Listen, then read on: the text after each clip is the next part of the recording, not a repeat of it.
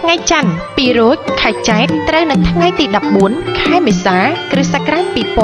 2025 វេលាម៉ោង 4:48 នាទីទៀបភ្លឺជាថ្ងៃចូលឆ្នាំវរៈមហាសង្ក្រាន្តថ្ងៃអង្គារ3រោចខែចែកត្រូវនៅថ្ងៃទី15ខែមេសា គ្រិស្តសករាជ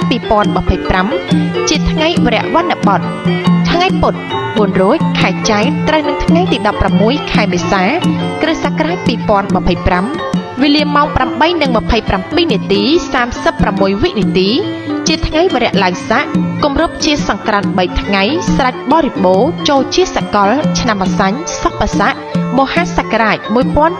1947 ចលសករាជ1387 តទៅ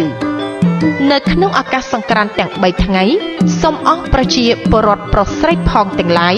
រៀបចំពលិកាគ្រឿងសក្ការបូជាអុជប្រទីបជ្វាលាថ្វាយព្រះរតនត្រ័យនិងទទួលស្វាគមន៍ទេវបុត្រទេវធីតាឆ្នាំថ្មីហើយខំលះបង់ចិត្តអាក្រក់អន្តរថ័យជាចិត្តអប្រិយជាប់ដោយគំនុំគុំគួនព្យាបាទឈ្នានីសដែលកើតមានក្នុងឆ្នាំចាស់ឲ្យជ្រះស្រឡះតាំងចិត្តប្រព្រឹត្តល្អប្រកបដោយមេត្តាករុណាមុទិតាឧបេក្ខានិងបញ្ញាធ្វើបុណ្យសន្តានតាមប្រពៃណីរក្សាសិល5ឲ្យបានជាប់ជានិច្ចនោះទេវតានឹងឲ្យពរសពសាធុការលោកអ្នកនឹងមានសិរីសួស្តីសុភមង្គលវិបុលសុខគ្រប់ប្រការតាំងពីឆ្នាំថ្មីនេះតរៀងទៅ